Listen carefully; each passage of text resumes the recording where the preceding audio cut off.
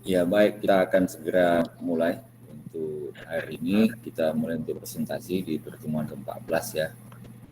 Dan juga demikian nanti di pertemuan 15 kita sudah menentukan siapa yang bertugas dalam presentasi, siapa yang moderator, kemudian untuk menulis, dan kemudian nanti di situ juga ada sudah disediakan untuk penilaian ya kepada yang presentasi. Yang menilai hanya ya yang dipilih, bukan seluruh kelas memberikan nilai. Jadi yang sudah dipilih orang yang bertugas itu saja nanti selain yang presenter yang memberikan nilainya. Baik, untuk pertama sekali kita berikan kesempatan kepada Adela dengan moderator Dipa. Silakan Dipa untuk dimulai, sesuaikan dengan waktu dan nanti berikutnya seterusnya sudah berjalan ya. Silakan. Baik, selamat pagi dan salam sejahtera bagi kita semua. Yang terhormat Bapak Al-Hafimah Siregar MSI selaku dosen pengampu mata kuliah Teknologi Informasi dan Literasi Data dan rekan-rekan mahasiswa semuanya. Sebelumnya perkenalkan saya Diva Viola selaku moderator, Ika Novita selaku notulen, serta Adela Patricia selaku presenter. Adapun topik presentasi kali ini adalah TR 1 dan 2. Dan saya sebagai moderator akan menyampaikan rangkaian acara pada hari ini. Yang pertama pembukaan, yang kedua penyampaian presentasi oleh Saudari Adela, yang ketiga sesi tanya jawab, yang keempat penyampaian hasil diskusi oleh notulen, yang kelima penutup. Untuk peraturannya yaitu seluruh audiens diharapkan untuk selain presenter diharapkan untuk mute mic-nya supaya demi kelancaran presentasi ini. Dan langsung saja untuk Saudari Adela, saya persilahkan untuk melakukan presentasinya. Baik, terima kasih Diva Viola yang sebagai moderator saya pada putaran saat ini. Di sini, saya adalah Patricia Lubis, ingin mempresentasikan tugas rutin saya yang pertama dan yang kedua. Yang pertama ada tugas rutin berita hoaks.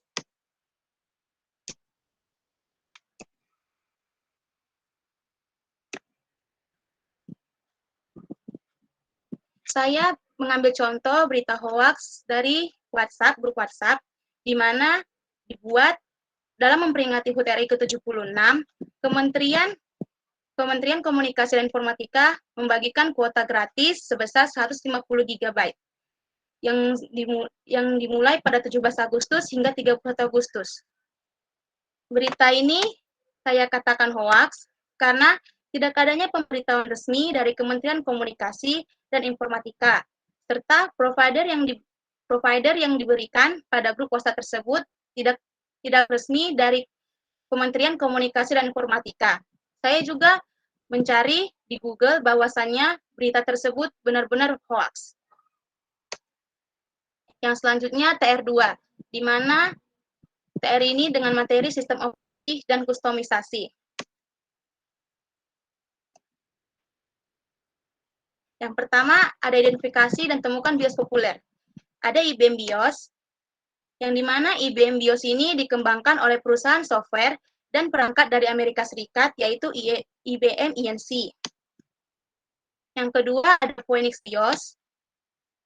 Phoenix BIOS dikembangkan oleh perusahaan software dan perangkat dari Phoenix Technologies Ltd yang berasal dari Pasadena, California. Phoenix BIOS ini dapat mengaktifkan keamanan hingga konektivitas dan kompatibilitas dari berbagai komponen yang terdapat pada komputer. Selanjutnya ada Word BIOS.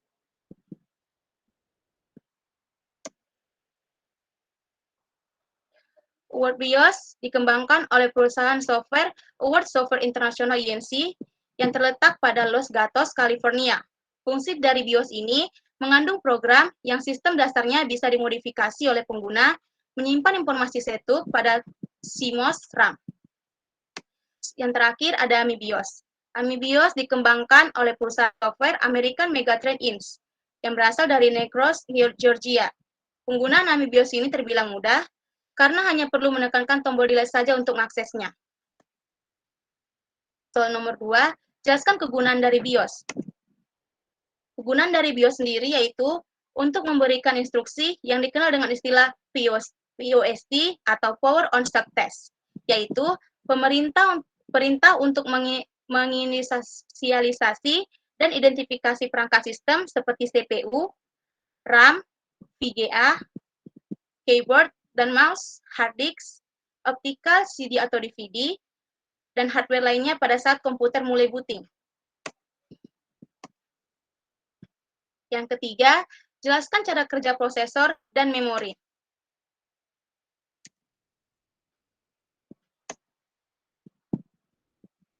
Cara kerja prosesor yaitu menggunakan ALU untuk melakukan operasi matematis, memindahkan data dari satu lokasi memori ke lokasi lain, mengambil keputusan, serta melompat ke instruksi lain. Prosesor ini juga akan menerima perintah masuk atau input dari keyboard, mouse atau penginputan data lain yang terhubung dengan komputer. Selanjutnya, cara kerja memori. Alamat dari setiap lokasi memori direpresentasikan dalam sistem bilangan heksadesimal. CPU melacak lokasi tersebut dan melakukan tugas membaca dan menulis data dari mereka. Transistor dan kapasitor diatur dalam SIP memori dalam bentuk basis sistem kolom. Jenis yang paling umum dari memori komputer adalah RAM atau Random Access Memory. Soal nomor 4, dapatkan bagian sedikit 3 jenis operating system atau OS dan aplikasi yang bekerja padanya. Yang pertama ada sistem operasi DOS. DOS atau singkatan dari Disk Operating System. Awal mula DOS ini menggunakan metode sistem operasi komputer yang digunakan oleh IBM. Tampilan dari DOS ini masih hitam putih, hanya tulisan dan tidak ada gambar yang ditayangkan. Yang kedua ada sistem operasi Windows. Sistem operasi Windows merupakan sistem operasi terbesar dan sistem operasi terbaik yang mengalahkan sistem operasi Linux dan operasi sistem lainnya. Yang ketiga, ada sistem operasi Linux. Sistem operasi yang memiliki sifat open source, di mana pengguna dapat memodifikasi dan mendistribusikan kembali secara bebas tanpa perlu lisensi. Selanjutnya ada sistem operasi MacOS.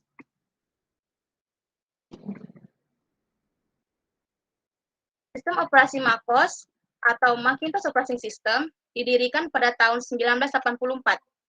Sistem operasi ini digunakan untuk komputer bernama Lisa. Lisa tak lain adalah komputer hasil racikan Steve Jobs setelah ia menempuh perjalanan spiritual ke India. Yang terakhir ada sistem operasi Unix. Sistem operasi Unix sama seperti sistem operasi DOS. Unix saat ini juga sudah sangat jarang digunakan. Yang nomor 5, jelaskan perbedaan dari search engine dan browser. Browser, software yang berdiri sendiri, sedangkan search engine kebanyakan merupakan bagian dari sebuah web browser.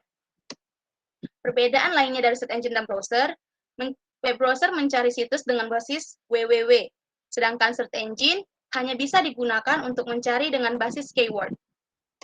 Yang terakhir, perbedaan dari search engine dan browser, web browser memiliki beragam fitur yang memudahkan pencarian bagi usernya, sedangkan fitur dari search engine hanya terbatas pada pencarian link, gambar, dan juga video.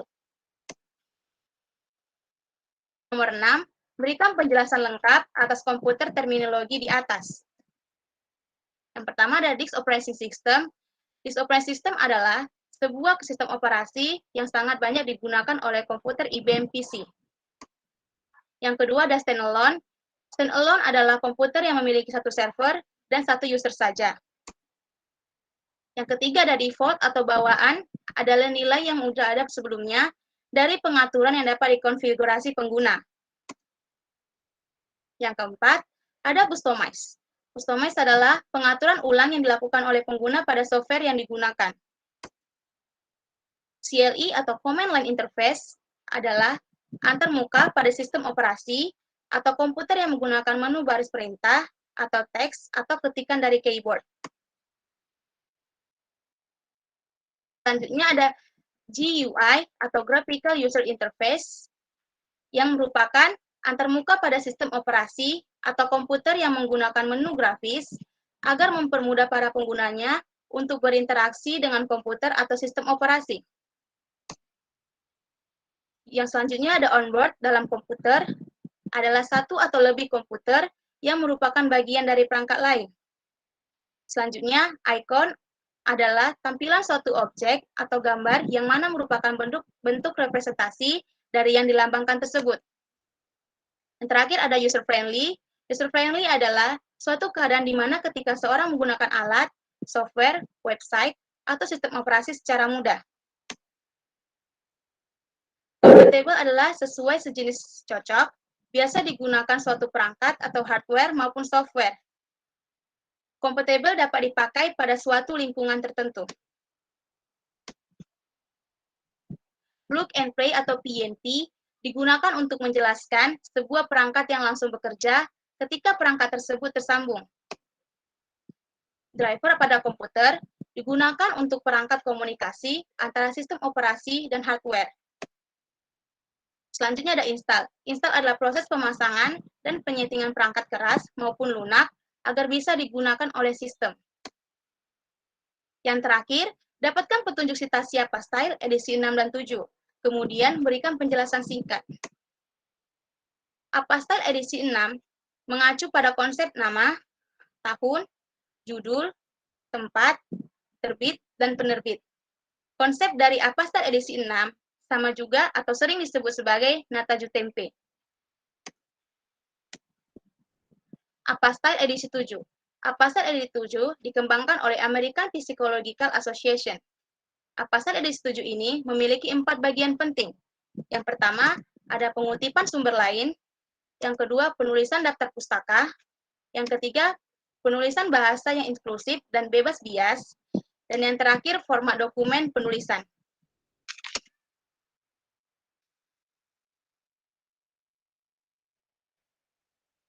Dan hasil presentasi TR1 dan TR2 saya. Terima kasih. Saya akan kembalikan kepada moderator. Terima kasih kepada Saudari Adela. Untuk sesi yang ketiga, kita masuk dalam sesi tanya jawab.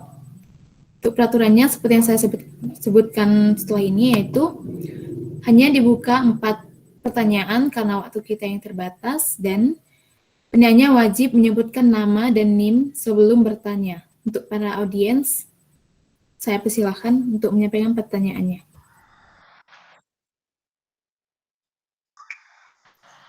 Izin bertanya, saya bisa jelaskan dulu.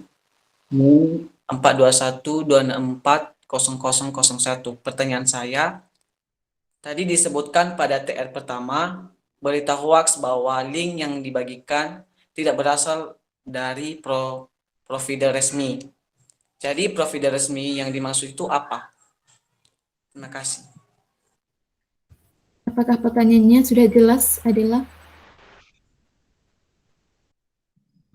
Sudah, Baik, untuk penanya selanjutnya, apakah ada?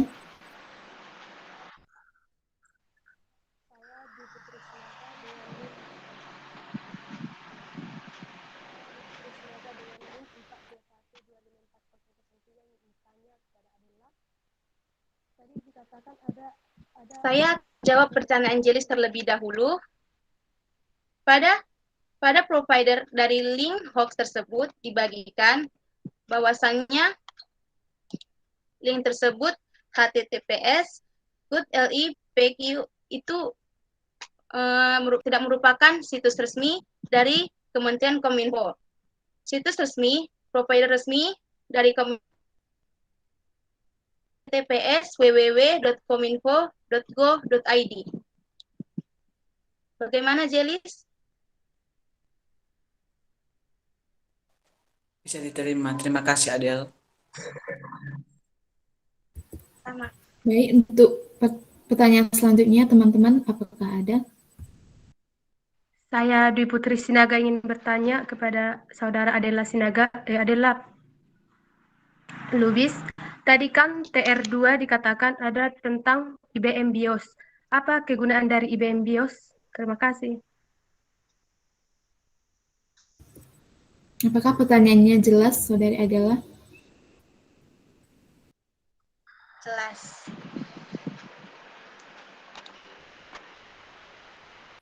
Saya akan menjawab pertanyaan dari Dwi. Apa kegunaan dari IBM BIOS? Kegunaan dari IBM BIOS itu untuk memberikan instruksi yang dikenal dengan istilah POST atau Power on Self Test. yaitu di mana perintah untuk menginisialisasi dan identifikasi perangkat sistem seperti CPU, RAM, VGA card, keyboard dan mouse, hard disk drive, optika CD atau DVD drive, dan hardware lainnya pada saat komputer mulai booting. Bagaimana, Dwi? Apakah menerima jawabannya? Ya, saya menerima jawabannya. Terima kasih. Terima kasih kembali. Baiklah teman-teman, untuk pertanyaan selanjutnya, kami persilahkan. Saya izin bertanya. Saya Sarah Margareta Surbakti dengan NIM 4213240003. Izin bertanya kepada Adela Patricia Lubis. Pada sistem operasi Unix dibilang sama seperti sistem operasi DOS. Jadi apa bentuk kesamaan dari dua sistem operasi tersebut? Terima kasih. Apakah pertanyaannya jelas, Adela?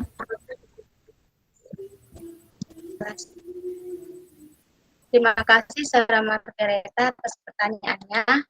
Saya akan menjawab pertanyaan apa bentuk kesamaan dari dua sistem operasi tersebut. Kesamaan dari dua sistem operasi itu terletak pada tampilannya. Tampilan kedua sistem operasi ini memiliki warna hitam putih dan hanya berisi tulisan, dan juga tidak ada gambar yang ditayangkan. Kedua sistem ini juga merupakan generasi lawas yang banyak digunakan hingga menjadi cikal bakal munculnya sistem operasi masa kini. Bagaimana, Sarah? Apakah menerima jawaban saya? Terima kasih, menerima. Untuk pertanyaan terakhir, kami persilakan buat teman-teman semuanya.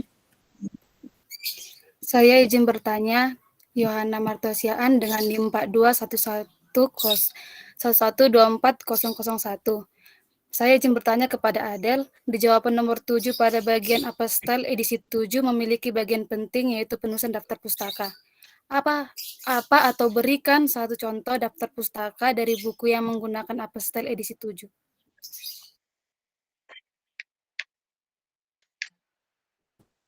Apakah pertanyaannya jelas, Saudari Adela? Jelas. Terima kasih atas pertanyaan Yohana. Saya izin men-share kembali untuk mencontohkan bagaimana penulisan daftar Apostyle edisi 7 tersebut.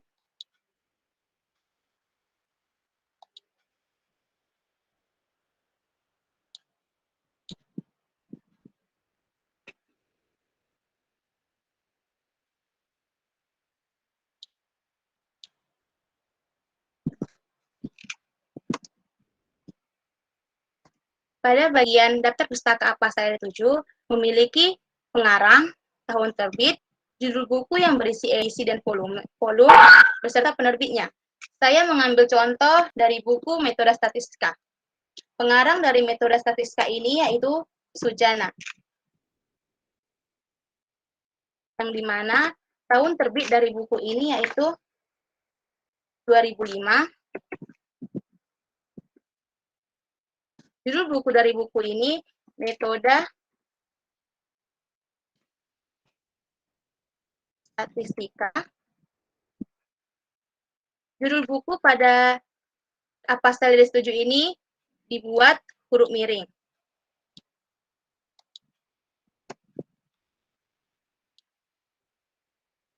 Edisi pada buku ini yaitu edisi ke-6.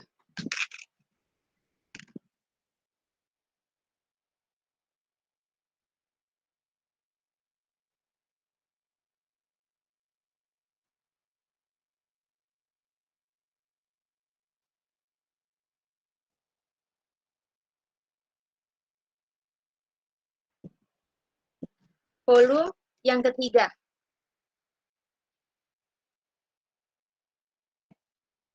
Penerbit dari buku ini yaitu Tarsito.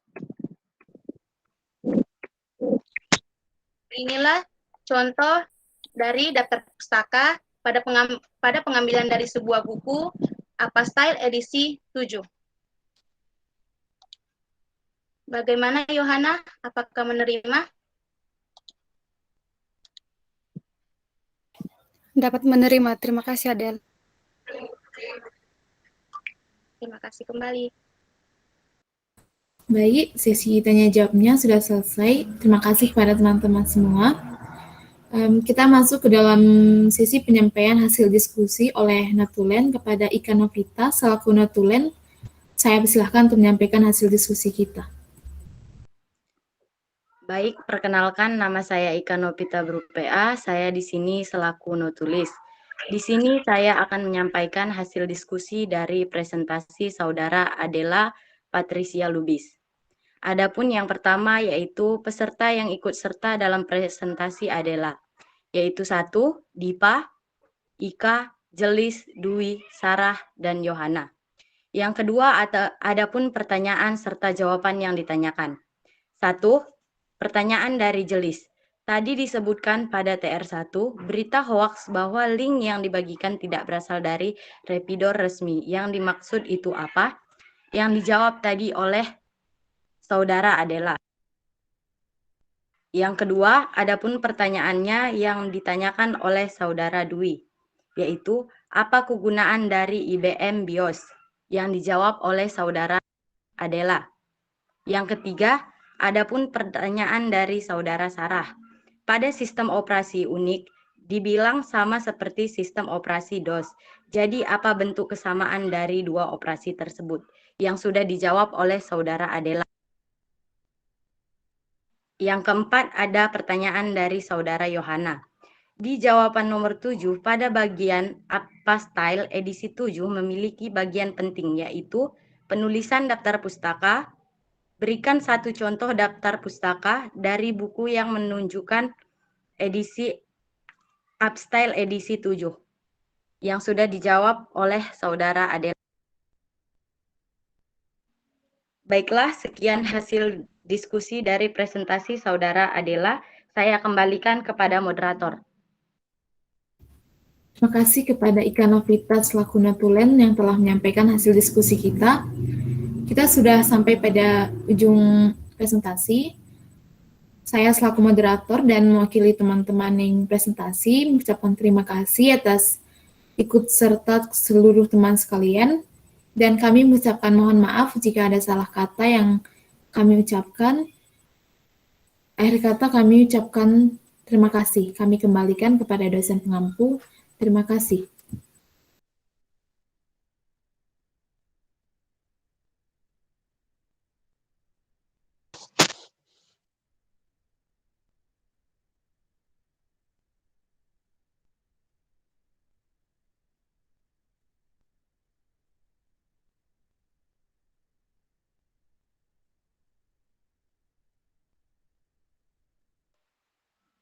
Baik, kita lanjut di presentasi TR3 dan TR4.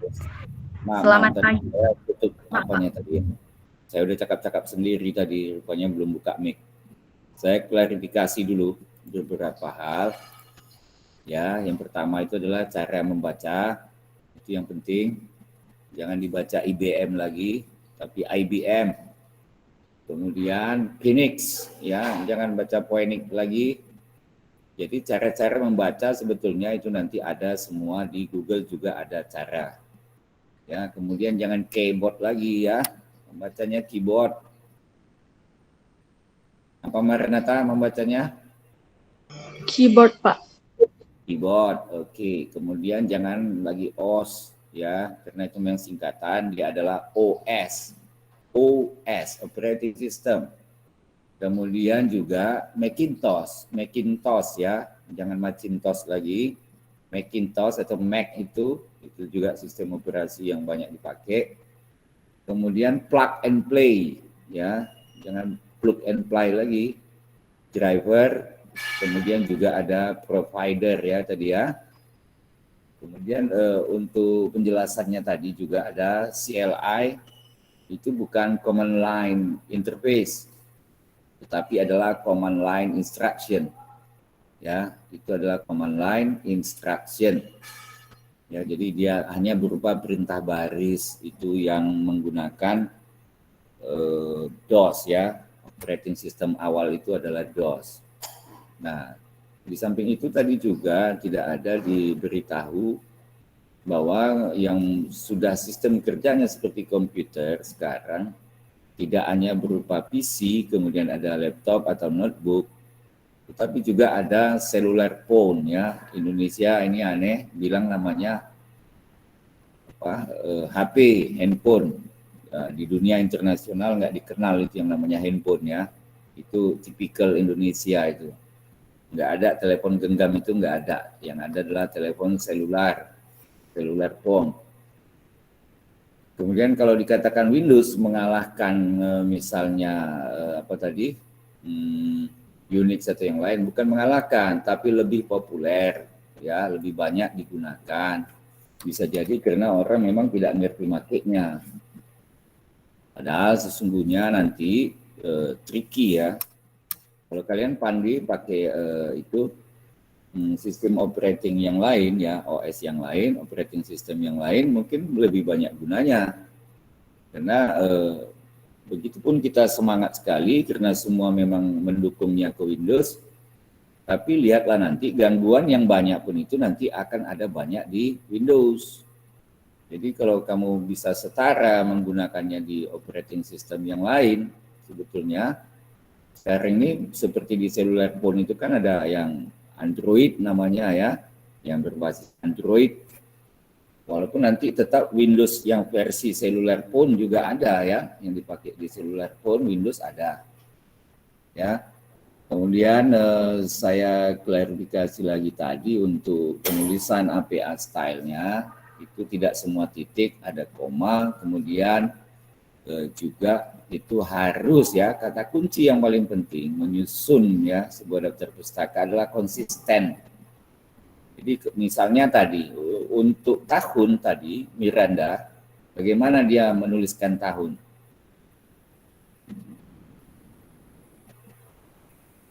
Suanda, gimana dia tadi menuliskan tahunnya, bagaimana caranya?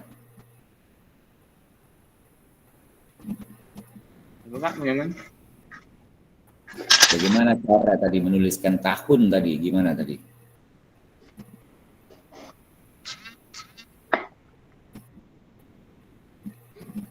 Oke, kita ulangi aja sama yang nulis tadi si Dipa ya. Si Adela gimana tadi nuliskan tahunnya, gimana tadi Adela?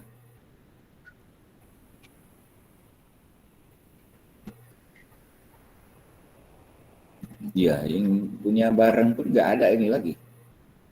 Suara saya nggak didengar atau gimana? Penulisan, maaf Pak, tadi di mute Pak, lupa hidupnya. Penulisan tahunnya Pak ditutup kurung Pak, dikurungkan. Dalam kurung, bukan ditutup kurung. Dalam kurung. Iya, nah, kalau nanti kita katakan konsisten, setiap kali kamu menulis tahun maka harus seperti itu, gitulah. Ya, itu namanya. Jadi salah satu yang penting menulis daftar pustaka adalah apa tadi? Konsisten. Ya, kalau tahunnya tadi dalam kurung, ya seterusnya begitu di dalam. Kalau memang dibuka, buka. Ya, jadi ada istilah konsisten ya dalam menuliskan daftar pustaka. Saya kira itu beberapa hal yang perlu saya klarifikasi. Ya, untuk selanjutnya silakan untuk yang kedua. Selamat pagi dan salam sejahtera buat kita semua. Yang terhormat Bapak Alkapi Mas Siregar MSI selaku dosen pengampu mata kuliah Teknologi Informasi dan Literasi Data dan mahasiswa semuanya. Puji syukur kita panjatkan atas berkat Tuhan kita dapat mengikuti perkuliahan kali ini. Saya Ika Nopita Brupea selaku moderator, Naswa Udaibi selaku notulis, dan Diva Piola Margareta Bru Ginting selaku presenter. Di mana topik presentasi kali ini adalah TR3 dan TR4. Saya sebagai moderator akan menyampaikan rangkaian acara kita kali ini. Yang pertama, pembukaan. Yang kedua, penyampaian presentasi oleh Saudara Dipa. Yang ketiga, sesi tanya jawab. Yang keempat, penyampaian hasil diskusi oleh notulis. Yang kelima, adapun penutup. Kepada presenter, saya persilahkan.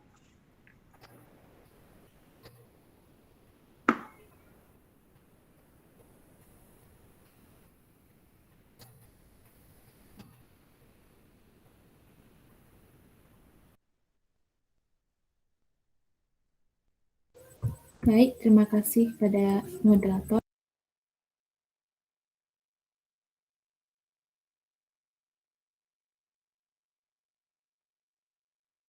Sebelumnya apakah sudah terlihat?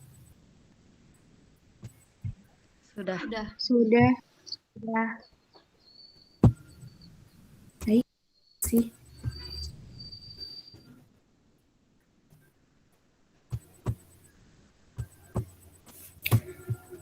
Di sini saya akan mempresentasikan TR 3 dan 4. Yang pertama yaitu komunikasi data. Komunikasi data adalah proses pengiriman dan penerimaan data dari dua device atau lebih. Transmisi data itu sama dengan komunikasi data, dan transmisi data ada dua, yaitu sinyal analog dan sinyal digital. Sinyal digital sendiri dibagi menjadi dua, yaitu transmisi paralel dan transmisi seri. Kemudian seri terbagi lagi menjadi dua, sinkronos dan asinkronos. Kemudian selanjutnya kita membahas transmisi analog. Transmisi analog itu pengiriman data yang menggunakan gelombang sebagai media transmisinya. Di mana transmisi analog ini ada dua, yaitu transmisi analog data analog, yang artinya pengiriman data ini di mana sinyal analognya tidak melihat muatannya lagi, karena data yang akan ditransmisikan sudah berbentuk analog. Sedangkan transmisi analog data digital itu, sinyal analognya masih melihat muatannya, karena data yang akan ditransmisikan masih berbentuk digital, sehingga kita membutuhkan alat untuk dapat mentransmisikan data digital berbentuk analog yang kita sebut dengan modem atau modulator. Kemudian transmisi digital. Transmisi digital itu pengiriman data yang menggunakan media komunikasi fisik, misalnya kabel.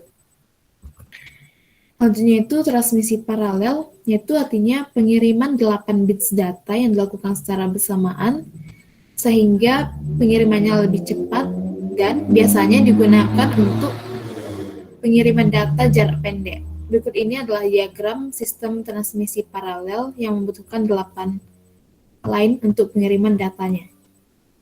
Selanjutnya yaitu transmisi seri yang menggunakan gelombang radio sebagai media transmisinya. Transmisi seri itu artinya yaitu bit-bit data dikirimkan secara kontinu, hanya membutuhkan satu line, dan biasanya digunakan untuk pengiriman data jarak jauh. Transmisi seri ada dua, yaitu transmisi sinkronos dan transmisi asinkronos. Berikut ini adalah diagram sistem transmisi seri yang hanya membutuhkan satu line dalam pengiriman datanya. Berikut ini adalah transmisi data, ada dua medianya, yaitu wired dan wireless. Wired atau guide media, contohnya fiber optic, coaxial cable, dan twisted pair. Kemudian wireless atau unguided media, contohnya itu gelombang dan Bluetooth. Kemudian kecepatan transfer data adalah banyaknya data yang dipindahkan pada suatu waktu, satuannya yaitu bit per second. Berikut ini dipaparkan konversi dari bit itu. Berikut saya membuat contoh dari perhitungan kecepatan transfer data, di mana terlebih dahulu kita harus mengkonversi ke kilobyte, dan untuk waktunya kita harus mengkonversi ke second karena satuannya tadi adalah bit per second. Kemudian untuk rumusnya sendiri yaitu jumlah file dibagi waktunya.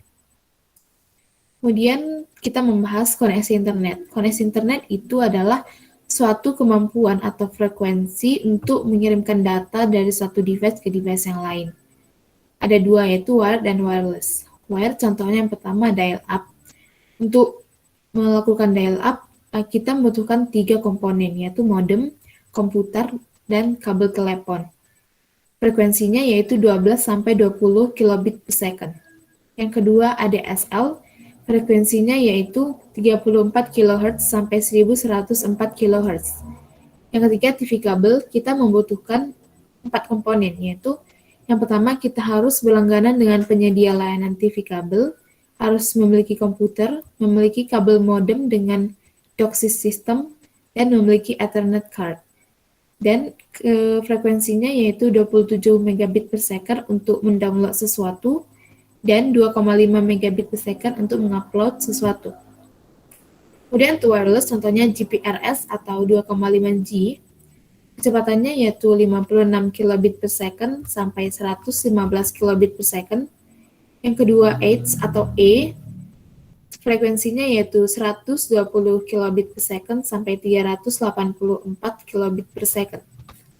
Yang ketiga 3G, frekuensinya 384 kilobit per second. Yang keempat, 3,5G, frekuensi pengirimannya yaitu 7,5 megabyte per second. Yang kelima, 4G, frekuensinya 72 megabit per second. Yang keenam, Wi-Fi, frekuensinya 2,4 GHz. Selanjutnya, saya membahas search engine dan browser.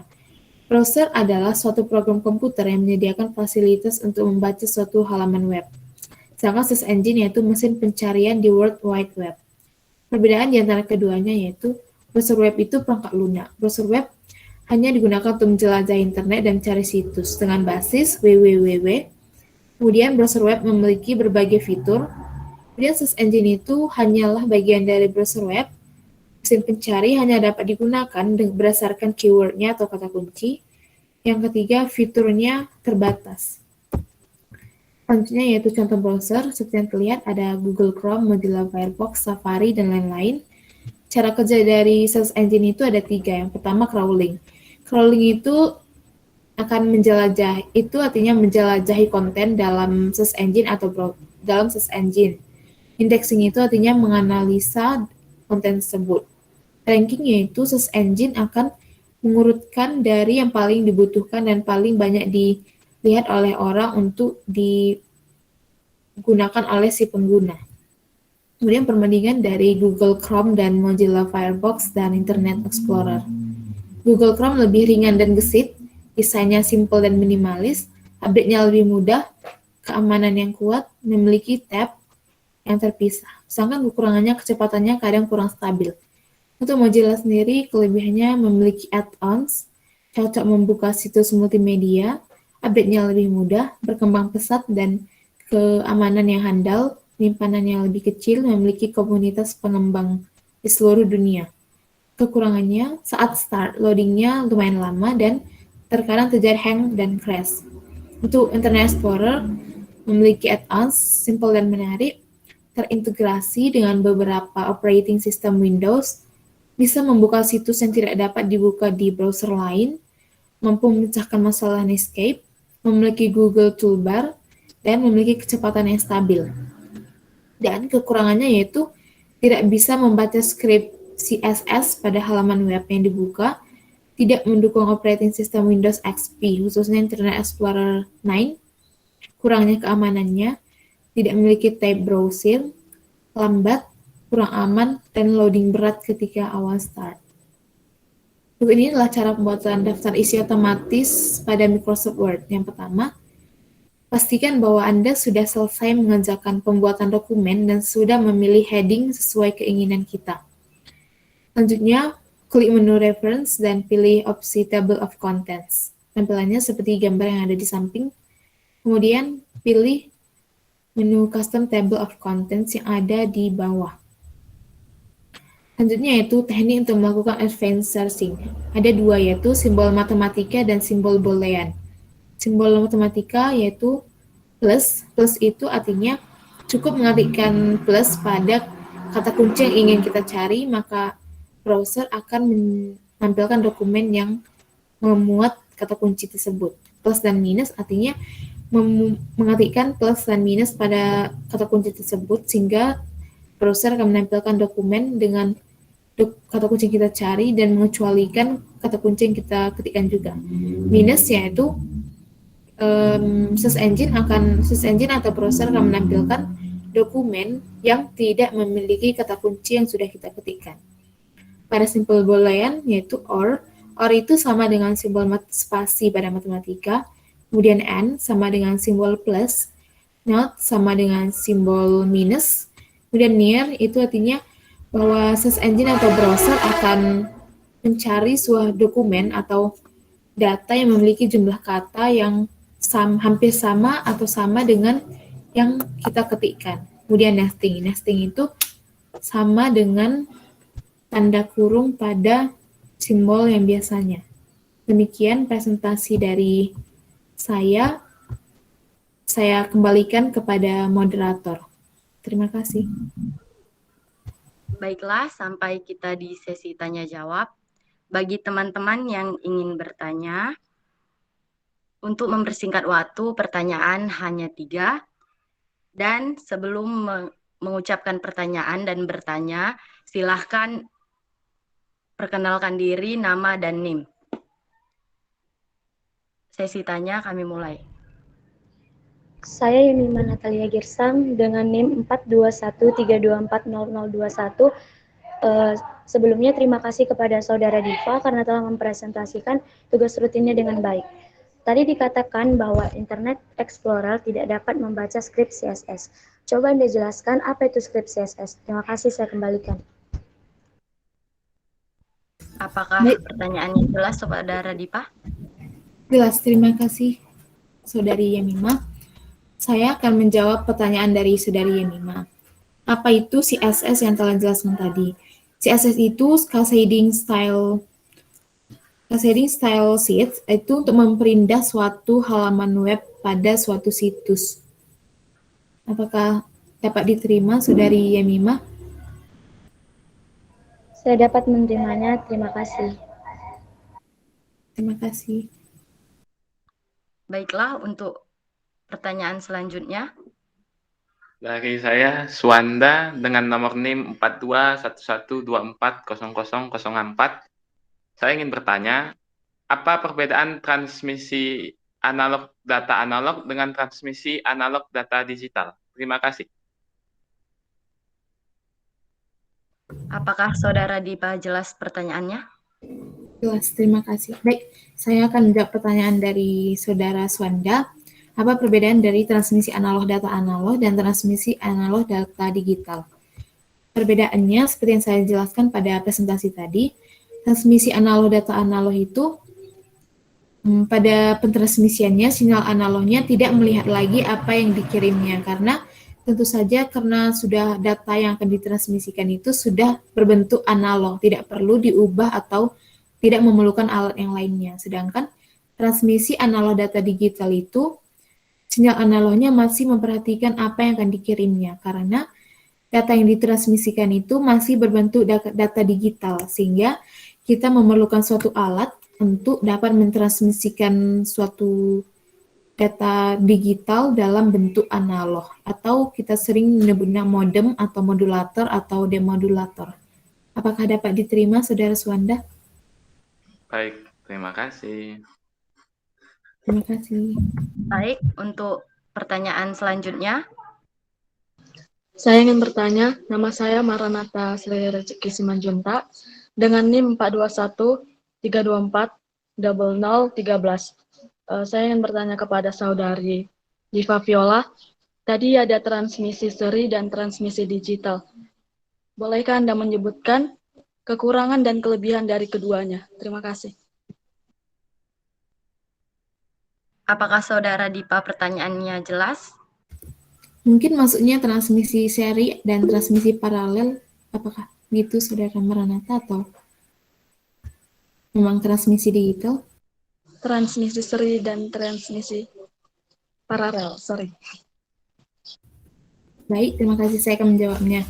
Transmisi seri itu seperti yang dijelaskan pada diagram, hanya membutuhkan satu line, otomatis kelebihannya biayanya lebih murah karena tidak butuh membeli wire atau kabel yang lebih banyak. Kemudian keuntungan lainnya yaitu karena tidak adanya jalur lain sehingga tidak terjadi interferensi atau gangguan pada saat pengiriman data. Kemudian kekurangannya, terkadang pengirimannya lebih lambat karena hanya memiliki satu jalur atau satu saluran untuk pengiriman datanya.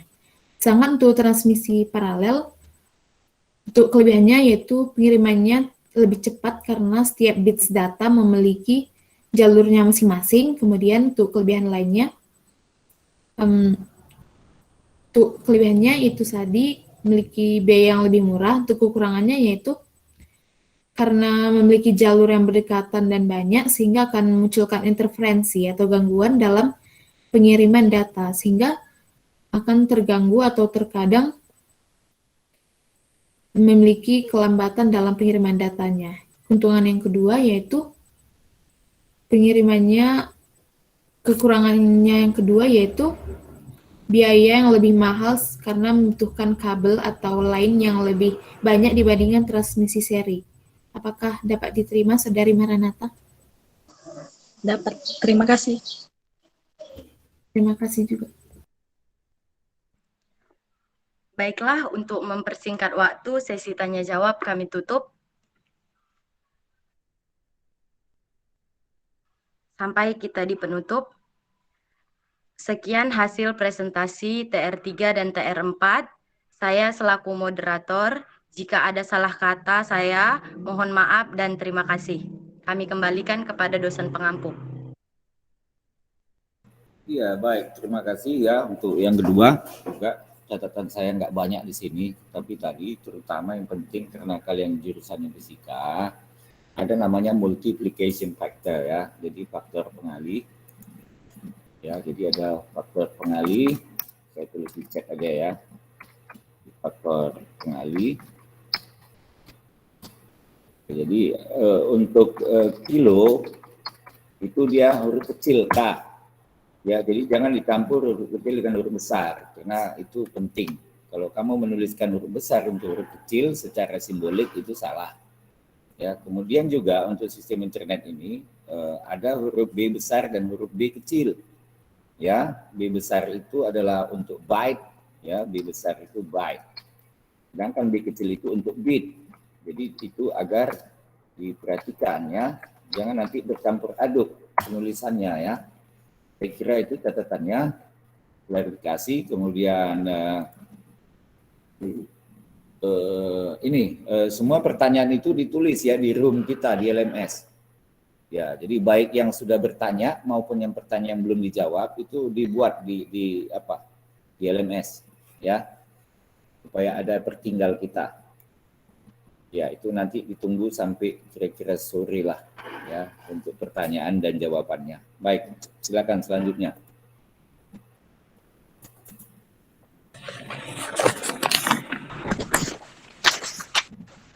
Assalamualaikum warahmatullahi wabarakatuh. Selamat pagi. Yang terhormat Bapak Al-Kafimah Siregar MSI sebagai dosen pengampu mata kuliah Tilda dan teman-teman semua yang berbahagia. Puji syukur kehadirat Allah Subhanahu wa taala yang telah memberikan kita rahmat sehingga kita dapat berkumpul di sini. Pada hari ini adapun susunan acaranya adalah pembukaan oleh saya sendiri, presentasi TR5 dan 6 oleh Ika Nopita, sesi tanya jawab, kesimpulan oleh notulis, dan penutup. Kepada Ika Nopita akan di-share screen untuk menghemat waktu.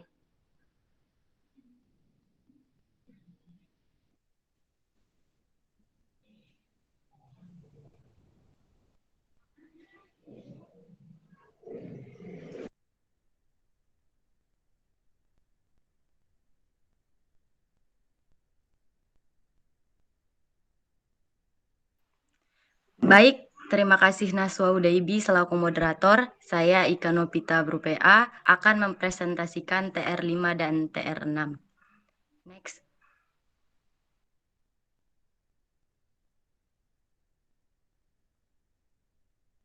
Tegangan V atau volt, arus I atau MA.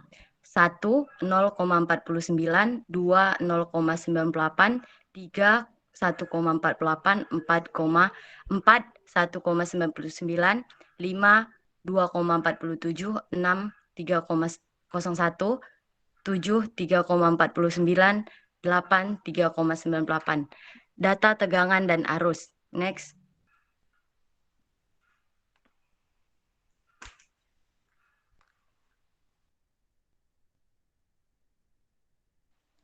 Kolom 1, min, standard error, medium, mode, standard deviation, sampel variansi, kurtosis, skewness, rank, minimum, maksimum, sum, con, largest 2, sumless 2, confidence level 95,0 derajat. Kolom 2, min, standard error, median, mode, standard deviation, sampel variansi, kurtosis, skewness, rank, minimum, maksimum, sum, con, largest 2, smallest 2, confidence level 95. Next.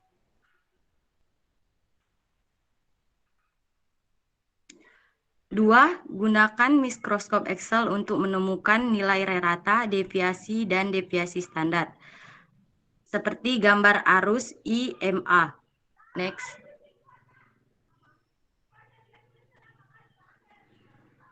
Tiga, temukan perintah contif dan sumif pada Excel. Temukan contoh penggunaannya. Sumif digunakan untuk menghitung jumlah data. Contoh berikut penulisannya.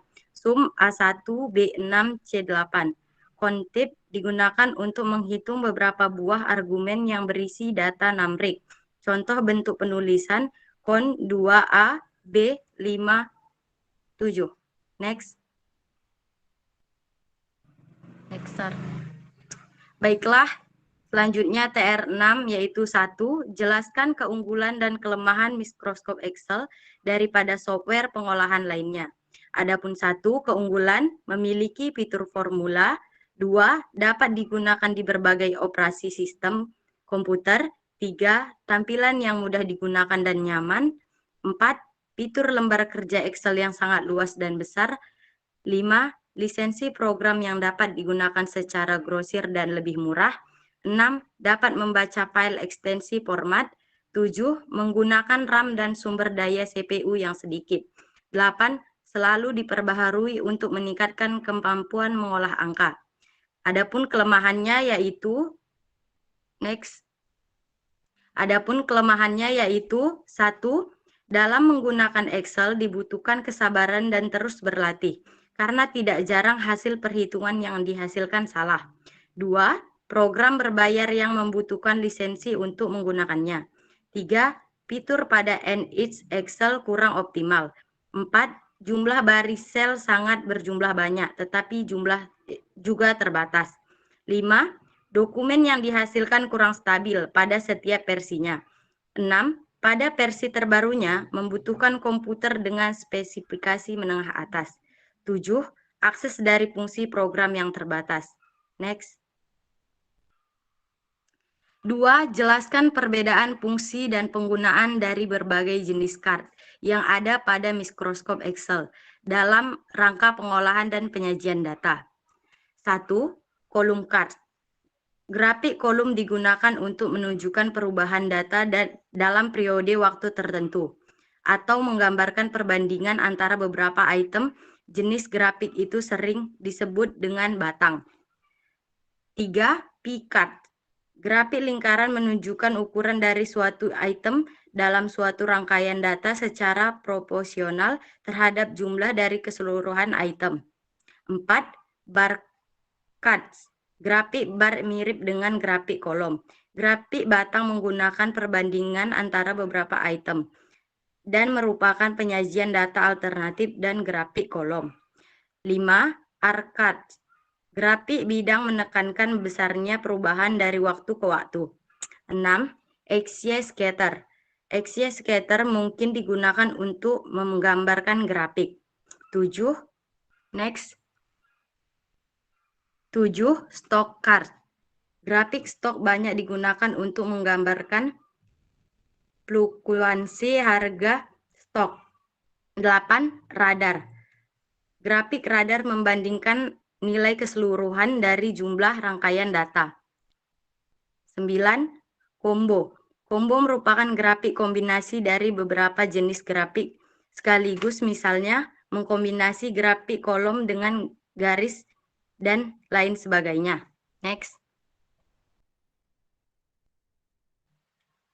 3, identifikasi sebanyak-banyaknya fungsi mikroskop Excel yang kamu ketahui beserta fungsinya, sajikan dalam tabel. Function, rumus, fungsi.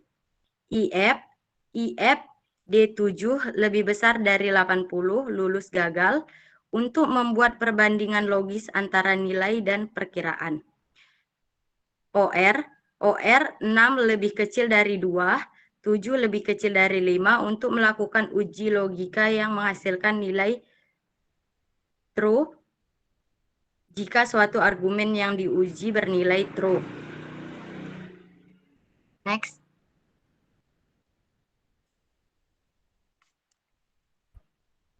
Note, not lebih besar 7 lebih besar dari 9 untuk mengembalikan nilai logika true menjadi false dan membalikkan nilai logika false menjadi true. Next.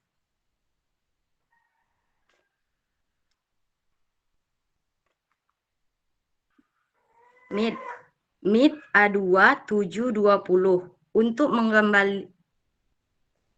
mengambil beberapa karakter teks dari posisi tertentu atau awal atau tengah sebanyak beberapa karakter tertentu.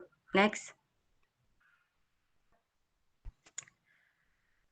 Sum A2 B7 C9 digunakan untuk menghitung jumlah data. Next. Min digunakan untuk mencari nilai minimal dari suatu set data. Min A3 A7. Next.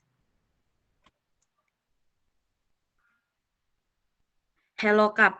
Fungsi HelloCup digunakan untuk mencari nilai berdasarkan pembaca pada tabel referensi yang ditentukan berdasarkan nomor baris. Data tersusun secara horizontal. HelloCup C4, SF3, SIS4, 1 false. Next. Buatlah tabel yang berisikan data dan analisalah dengan mikroskop Excel. Data yang ada pada tabel bisa dianalisa berdasarkan standar fungsi statistika dan grafik min, men, modus, max, min, dan standar deviasi. Umur atau bulan, min,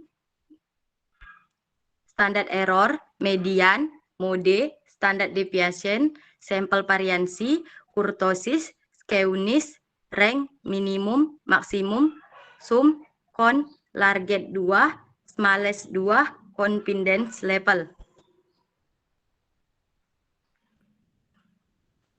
Berat badan atau kilo, min, standard error, median, mode, standard deviation, sampel variansi, kurtosis, skewness, rank, minimum, maksimum, sum, con, larget 2, smallest 2, confidence level 95,0 derajat. Baiklah, sekian hasil dari presentasi saya kembalikan kepada moderator. Terima kasih kepada Ika Novita yang telah mempresentasikan R5 dan 6. Selanjutnya kita ke sesi tanya jawab. Dipersilakan kepada teman-teman untuk bertanya kepada Ika, dan aturannya adalah memperkenalkan diri terlebih dahulu dengan menyebutkan nama dan NIM. Dipersilakan untuk teman-teman jika ada pertanyaan.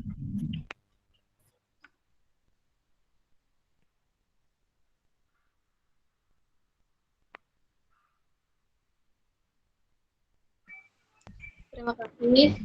Saya Nanti Ambarita dengan nomor 212540008. Ada IPA. Tadi kan salah satu kelemahan dari Microsoft Excel yaitu menggunakan Microsoft Excel karena sering terjadi saya tanyakan yaitu menyebabkan kesalahan dari Microsoft Excel ini.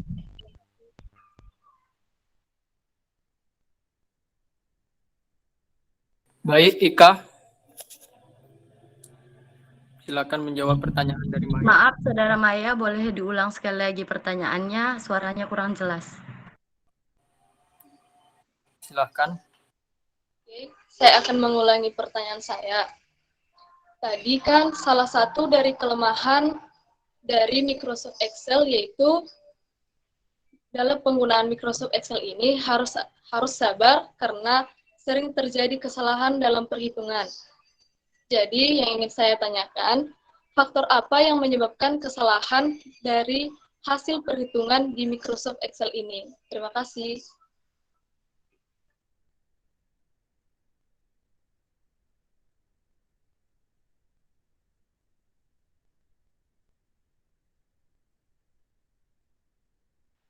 Baik, moderator, apa boleh pertanyaan berikutnya nanti sekalian saya jawab? Boleh, tetapi saya ingatkan untuk mempersingkat waktu. Pertanyaan harus dijawab dengan sesingkat mungkin dan tidak bertele-tele. Terima kasih. Dipersilakan untuk penanya berikutnya. Wari dari NIM 42 ingin bertanya, sebutkan jenis-jenis mikroskop Excel beserta fungsinya. Terima kasih.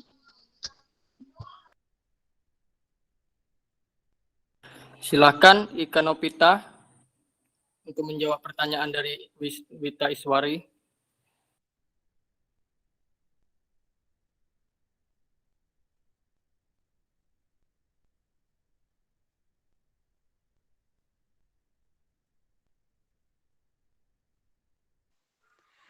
Baik, saya akan menjawab pertanyaan dari Wita Iswari. Sebutkan jenis-jenis mikroskop Excel beserta fungsinya. 1. IF. Untuk membuat perbandingan logis antara nilai dan perkiraan. Yang kedua ada MIT. Untuk mengambil beberapa karakter teks dari posisi tertentu.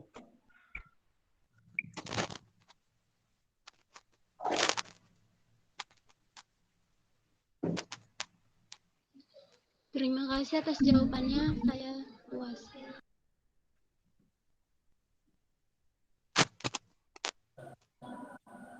Baik.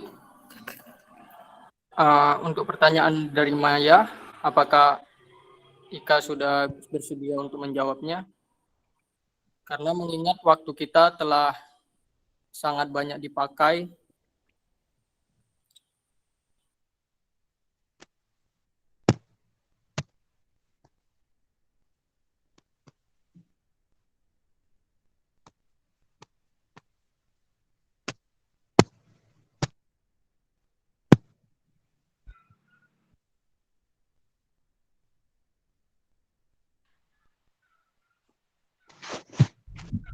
Baik, saya rasa mengingat waktu kita yang singkat, saya akhiri saja. Terima kasih kepada Ika dan para penanya. Jika ada kesalahan saya dalam berkata-kata, mohon dimaafkan. Selebihnya saya kembalikan kepada Bapak Al-Kafi sebagai dosen pengampu.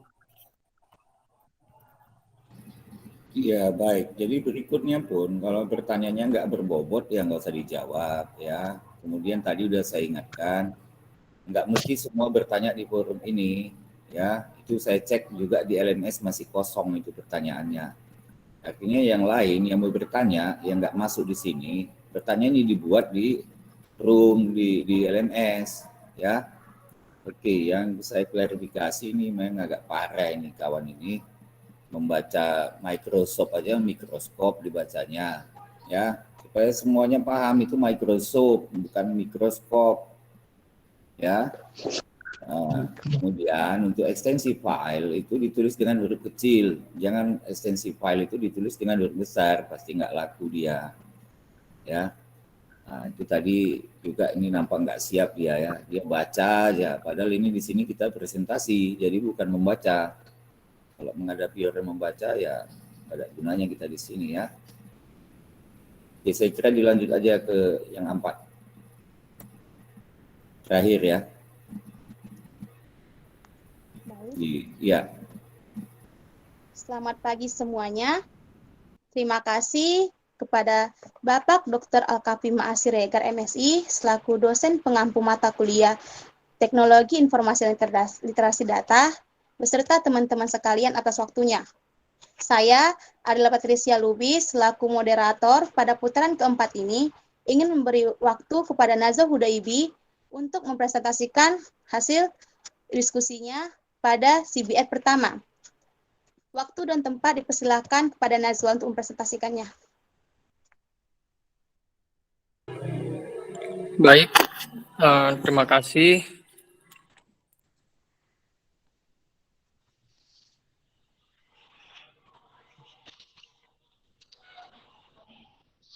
Kali ini saya akan presentasikan hasil dari CBR 01 saya, yaitu komunikasi data.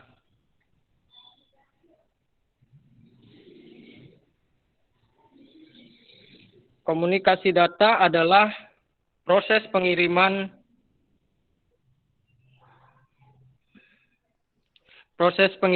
dan penerimaan data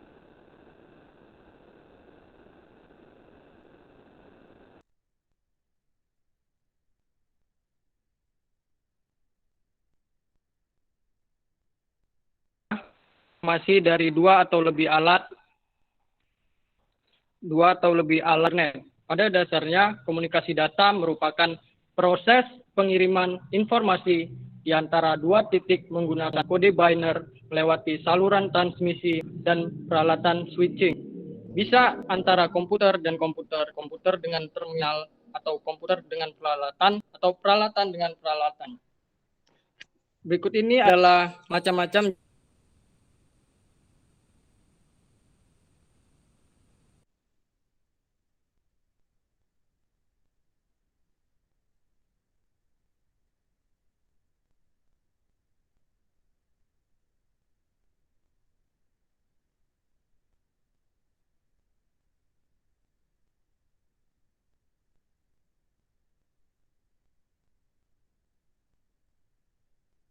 sebagai berikut, yaitu yang pertama adalah sumber data atau source, yang kedua adalah media transmisi atau transmission media, yang ketiga adalah penerima atau receiver. Apabila salah satu elemen tidak ada, maka komunikasi tidak dapat dilakukan. Berikut ini merupakan ilustrasi elemen komunikasi data. Berikut ini pengirim itu sebagai source. Lanjut, source ini dilanjutkan oleh media, dikirimkan melalui media transmisi menuju ke receiver atau penerima. Selanjutnya adalah model komunikasi data. Dari elemen komunikasi data sebelumnya dibentuklah suatu komunikasi data yang digunakan dalam kehidupan sehari-hari. Seperti ini. Ada dua source system, yaitu source dan transmitter. Lalu ada penghubungnya, yaitu transmission system, dan ada destination system, yaitu receiver dan destination. Untuk lebih jelasnya adalah sebagai berikut. Source adalah sumber dari data yang untuk ditransmisikan. Lalu transmitter atau pemancar berfungsi sebagai pengubah data menjadi sinyal yang dapat dipancarkan. Selanjutnya adalah sistem transmisi atau transmission system yang bertugas untuk membawa data. Yang keempat adalah receiver atau penerima yang berperan sebagai pengubah sinyal yang diterima menjadi data. Dan yang terakhir adalah destination atau tujuan akhir dari data tersebut. Selanjutnya adalah transmisi data. Apa itu transmisi data? Transmisi data adalah proses pengiriman data dari satu sumber ke penerima data. Media transmisi data terdiri dari dua bentuk, yaitu yang pertama, transmisi kabel atau wire. Transmisi kabel dipakai bila sumber data dan penerima jaraknya tidak terlalu jauh dalam area lokal. Namun, kabel termasuk komponen fisik jaringan yang rentan dan perlu instalasi secara cermat. Secara umum, ada 3 media transmisi terpandu, yaitu A. Koaksial, B. Twisted pair, 3. C. Strand optik atau fiber optik. Selanjutnya ada wireless atau transmisi nirkabel. Transmisi ini dipakai jika sumber data dan penerima jaraknya jauh. Berikut adalah media transmisi wireless.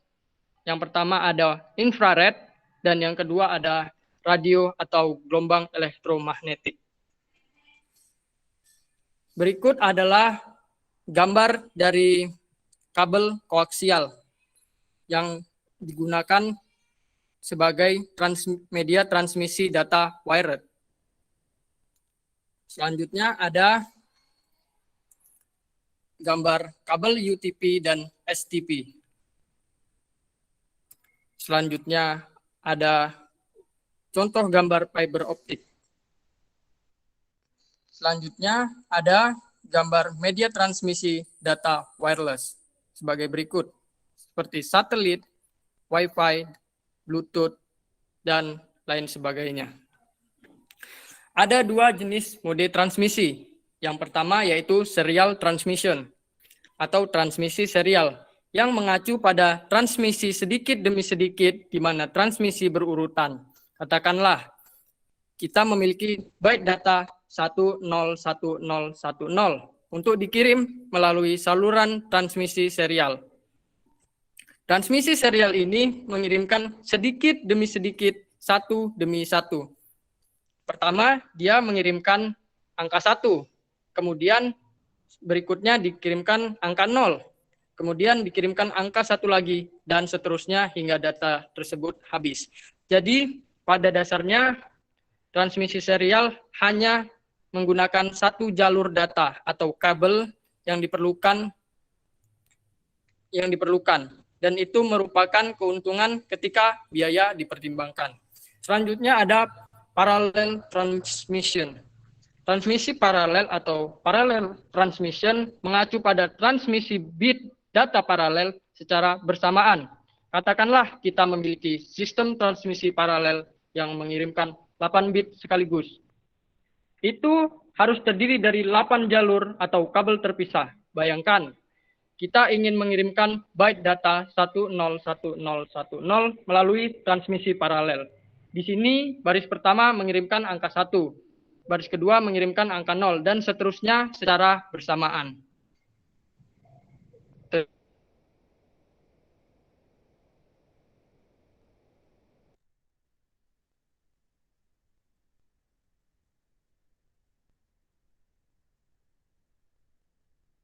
Sekian presentasi saya kembalikan kepada Adela. Baik, terima kasih kepada Najwa yang sudah mempresentasikan hasil SIGAT pertamanya. Saat ini kita masuk ke sesi tanya jawab. Sesi ini berlaku hanya 10 menit saja. Untuk itu, kami persilakan bagi teman-teman yang ingin bertanya.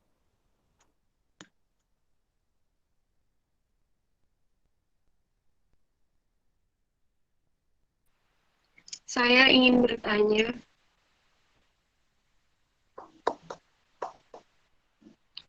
Perkenalkan, nama saya Rini Juliani dengan NIM 13140029.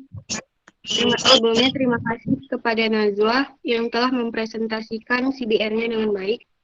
Tadi pada presentasinya terdapat media transmisi data yaitu wired dan wireless. Jadi pertanyaan saya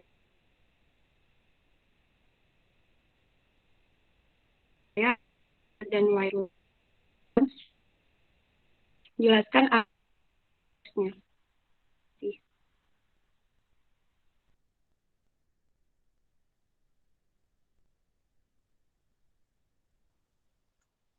Bagaimana Najwa? Apakah sudah jelas pertanyaannya?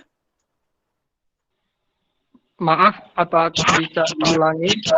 Dikarenakan jaringan saya buruk.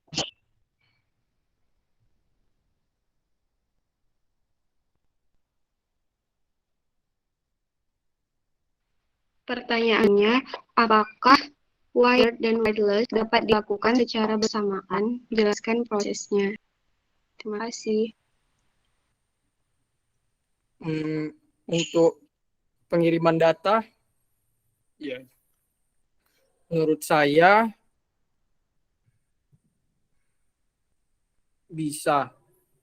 Namun, dalam tanda kutip, mubazir jika kita menggunakan dua-dua gitu. Karena kita seharusnya kan tadi saya sebutkan jika jaraknya lumayan dekat lebih baik menggunakan wired, dan jika jaraknya lumayan jauh alangkah baiknya menggunakan wireless. Jadi jika kita menggunakan kedua transmisi tersebut secara bersamaan, saya rasa tergantung situasi dan kondisinya. Tapi menurut saya itu mubazir atau tidak efisien. Apakah itu dapat menjawab pertanyaan dari Rini Juliani? Berarti bisa ya, Nazwa.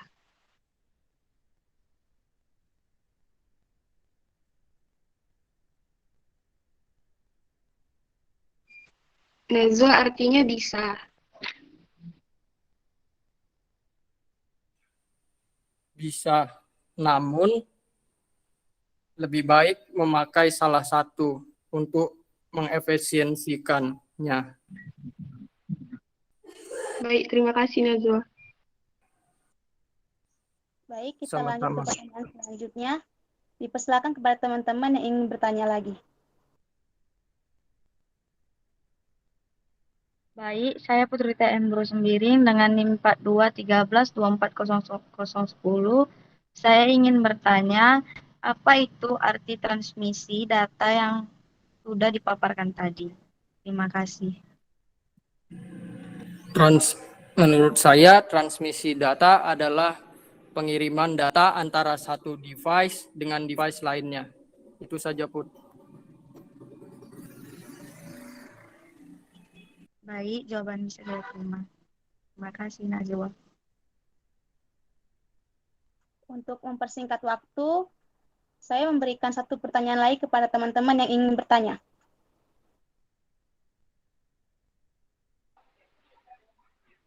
Saya Elvira Wiralati baru Selatan dengan NIM 4213240002 ingin bertanya kepada Saudara Nasya Hidaidi. Bagaimana cara kerja model komunikasi data? Baik. Yang pertama tadi sudah saya jelaskan, ada yang mempunyai data atau source, lalu dilanjutkan oleh transmitter, yaitu pemancar, yang berfungsi untuk mengubah data menjadi jaringan. Lalu jaringan tersebut dibawa ke transmission system. Lalu jaringan tersebut diterima oleh receiver. Dan pada receiver itu jaringan diubah menjadi data, dan selanjutnya dari receiver sampailah kepada tujuan atau destination. Apakah itu sudah cukup menjawab pertanyaannya? Sudah, makasih.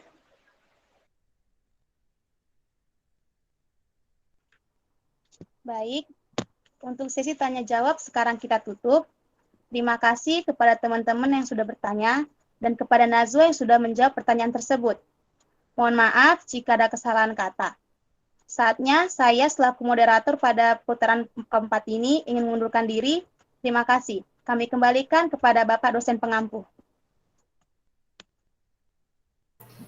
Ya, jadi itu tadi yang paling penting saya klarifikasi ya. Untuk wired dan wireless itu bukan pilihan yang kita buat ya, tapi itu pilihan yang tersedia. Jadi nggak ada istilah mubazir di situ, di mana adanya cerita mubazir. Itu kan pilihan yang kita terima itu. Apakah kita berkomunikasinya secara wired ataupun wireless. Ya kalau di tempat itu disediakan wireless, ya kita pakai wireless. Kalau memang di situ disediakan harus menggunakan kabel atau wired, ya kita pakai kabel. Jadi itu bukan pilihannya, bukan kita yang buat gitu. Tapi itu pilihan yang tersedia. Jadi jangan salah nanti menjawabnya. Ya, ada pula istilah mubazir. Ya, di mananya mubazirnya, mana ada itu.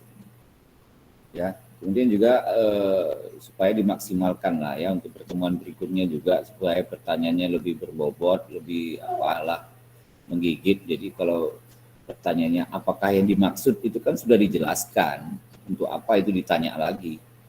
Ya.